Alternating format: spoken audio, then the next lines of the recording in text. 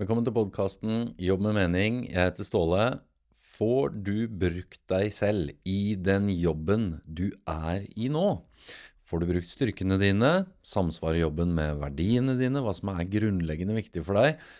Samsvarer jobben du er i nå med de målene du har, de tankene og håpene du har for fremtiden om hvor du er på vei?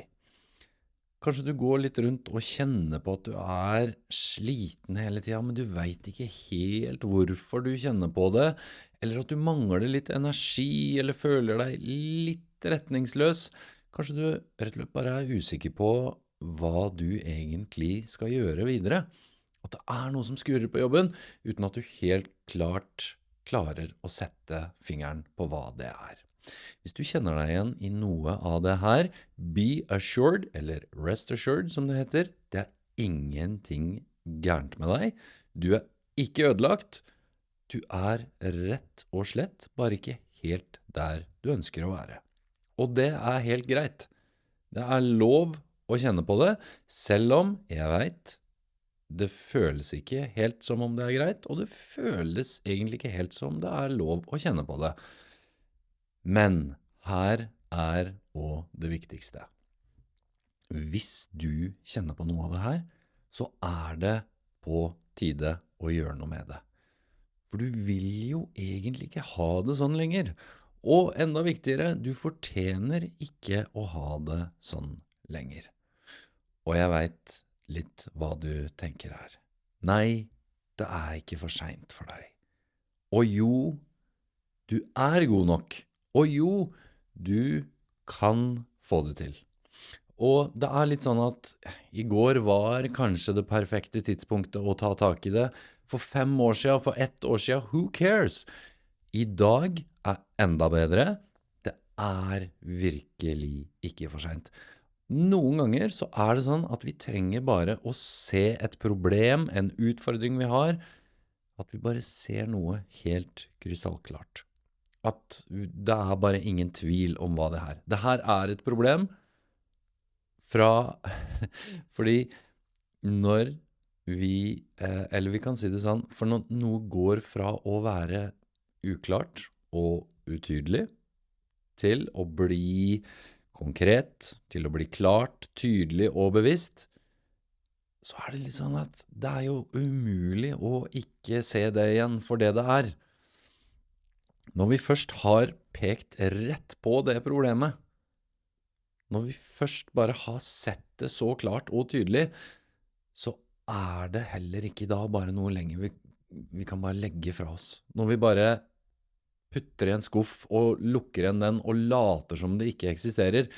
Ja, du har kanskje prøvd det, kjære lytter, med et eller annet problem du har i livet, en eller annen utfordring, men hva er det som skjer med det problemet?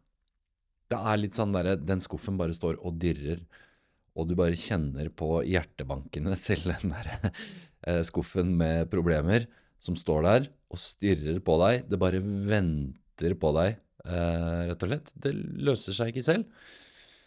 Så det problemet, det går ikke vekk av seg selv.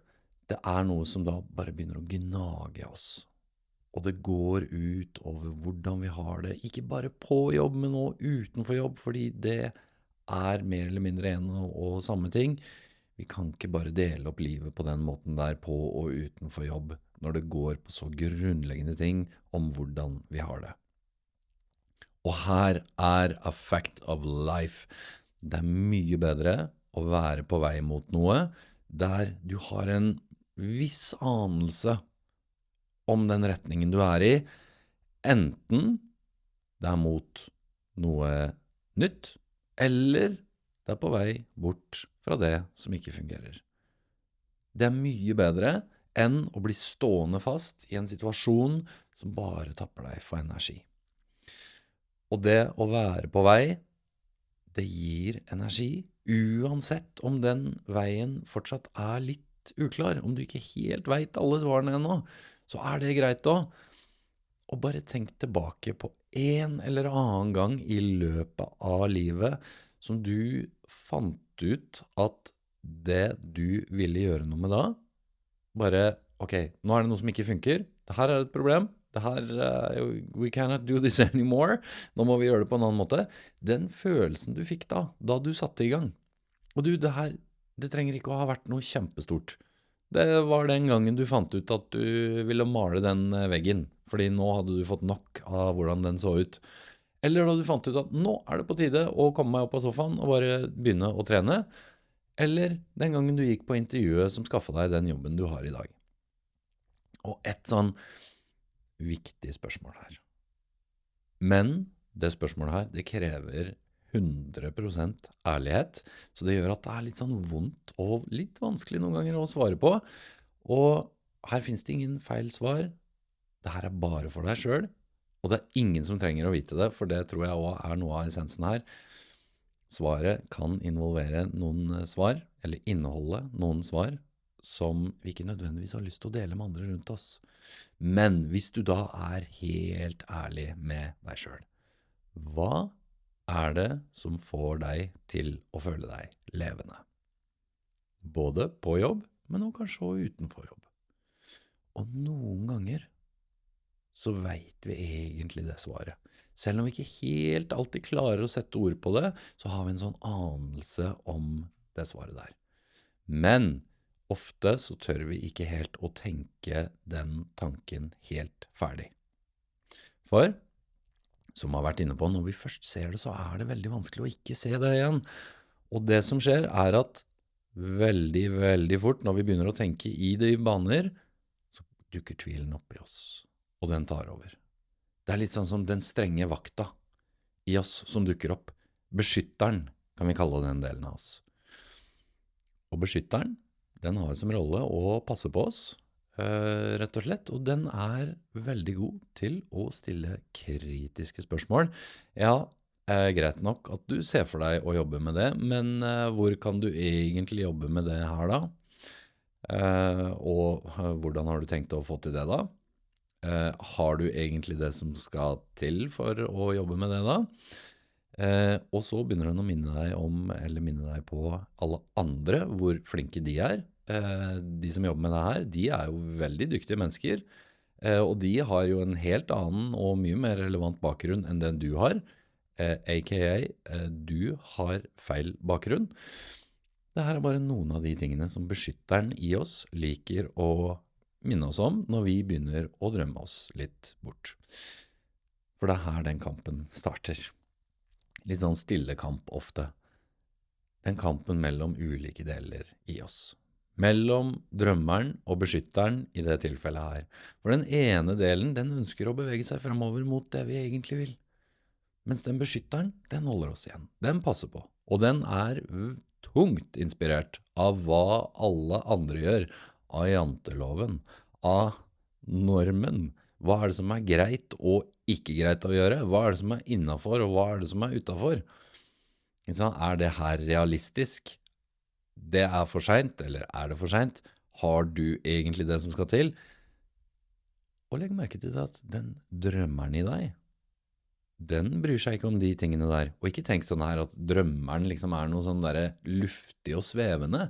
Det jo bare den delen av deg som vet at du kan noe mer, du vil noe mer, og du ønsker noe mer. Det drømmeren i deg. Og du, det som spennende med det her, å tenke på den måten her, med litt sånn de ulike delene av oss, når du blir bevisst på det, så ser du også at du jo ikke bare tankene dine, fordi du jo mye mer enn det. De tankene du har, som også ofte kanskje holder deg tilbake, de kommer fra de ulike delene. Og kanskje så det også derfor vi noen ganger føler oss litt som to forskjellige personer. Eller at vi ikke helt forstår oss selv, eller at vi ikke helt klarer å bestemme oss for noe. Og det her henger også litt sammen med det her med motivasjon. Tenk på motivasjon på to ulike måter. Den ene formen for motivasjon handler litt om å pushe gjennom og presse deg selv. Litt sånn som når du tvinger deg selv mer eller mindre til å bare dra på trening, selv om du har mest lyst til å bare bli liggende på sofaen. Du pusher igjennom, og du får det til. eller det en arbeidsoppgave på jobben som du bare, ok, nå skal jeg bare sette meg ned, fokusere på det og bare få det gjort, eller du skal skrive den søknaden, gå på det intervjuet. Mens den andre formen for motivasjon, det litt som om det noe som drar deg mot det, som trekker deg mot det. Du blir dratt mot noe. Det ikke du som presser det fram, men det noe som trekker deg. Og det her minner også litt om det vi kan kalle litt sånn det å ha et kall. Altså at det noe som kaller på deg der ute. Den delen av deg som blir trekt mot noe, dratt mot noe, den snakker også til den drømmeren i deg. Og her et viktig poeng. Den delen, den drømmeren, den har vært med deg hele livet. Mest sannsynlig, i en eller annen form, så har du lagt merke til, eller du skal i hvert fall, du kan nå begynne å legge merke til, fordi du ser det når du først begynner å legge merke til det. At du begynner å se den røde tråden i hvem du Og her et veldig viktig poeng. Den røde tråden i forbindelse med arbeidslivet, det ikke jobbtitlene dine, eller den jobbtitlen du har i dag. For hvis du ser tilbake på livet ditt, så kan det være sånn at du har hatt mange ulike jobber, men som sagt, den røde tråden, den handler ikke om stillingstitlene. Så det å ikke forveksle den røde tråden din med roller og stillingstitler i det moderne arbeidslivet, fordi det moderne arbeidslivet veldig ungt, men mennesket gammelt. Og hva mener jeg med det? Den måten vi bidrar på ancient, den gammel. Måten vi skaper verdi for andre mennesker på, det veldig gammelt. Så la oss si, du jobber i butikk eller service. Du ikke bare en medarbeider som kanskje står i kassa eller bestiller varer. Kanskje du den som får andre til å føle seg velkommen. Kanskje du den som sprer humor. Kanskje du den som hjelper mennesker. Kanskje du den som ser andre. Kanskje du den som skaper trygghet for noen andre. Kanskje du litt sånn visjonær. Du den som viser veien fremover. Kanskje du den som holder gruppa samlet. Alle de tingene her noe dypere enn jobbtitler. Og jeg kunne ha nevnt over 100 jobbtitler med de beskrivelsene her, som det kunne ha vært en del av det. Fra HR til lege, til advokat, til dyrlege, til lærer. Det handler om rollen vi spiller i fellesskapet, hvordan vi passer inn, hvordan vi bidrar til noe større enn oss selv. Og det samme gjelder også når du ser på arbeidsgivere eller jobber du kanskje synes interessante. Hva det egentlig du synes spennende? Jeg snakket for litt siden med en som virkelig bare ønsket å jobbe på universitet eller høyskole. Men kanskje det ikke først og fremst handlet om institusjonen, fant vi jo fort ut, når vi begynte å rote litt i det og grave litt i det. For ja, kanskje det med å jobbe på et universitet eller høyskole, det kan gi litt status. Det kan være en del av det. Men hva om det egentlig handler om at du en formidler? At du liker å lære bort, at du liker å hjelpe andre med å forstå, og ikke minst, du liker å se at andre vokser på det. Da begynner vi å komme nærmere kjernen, den røde tråden. Ikke bare hva du gjør, men hvem du når du gjør det. Hvordan du bidrar. Og en av de beste måtene å finne mening i jobb, det å gå ifra å tenke hva jeg jobber med, til hvorfor jeg jobber med det jeg jobber med. Fordi hvorfor handler om hvordan du bidrar. Så hva den røde tråden i livet ditt, i arbeidslivet ditt? Hva det du ser går igjen? På tvers av ulike stillingstitler og roller du har hatt i arbeidslivet, hva det som går igjen? For det litt sånn at når vi blir bevisst på at vi ikke helt der vi ønsker å være, så den eneste veien fremover å begynne å bevege oss nærmere dit vi vil. Og det betyr ikke at vi skal være fremme i morgen, eller at vi fremme neste uke. Men vi mennesker, vi nå en gang sånn at vi har det mye bedre når vi har noe å jobbe mot som betyr noe for oss, enn når vi bare blir stående fast i noe som tapper oss for energi. Så kanskje spørsmålet ikke bare hvilken jobb eller stillingstitel du skal ha, for vi så trent og opplært i å tenke jobber, yrke i stillingstitler. Men kanskje spørsmålet mer får det som ønsker å komme til uttrykk gjennom deg og i deg lov til å komme til uttrykk, eller for ikke bruke lov, men tillatelse til å komme til uttrykk. Apropos drømmeren og beskytteren. Og hvis du kjenner at nå det på tide med en endring, nå tida for at jeg setter i gang, ta gjerne kontakt med meg på meningsfulljobb.no hvis du ønsker en samtale.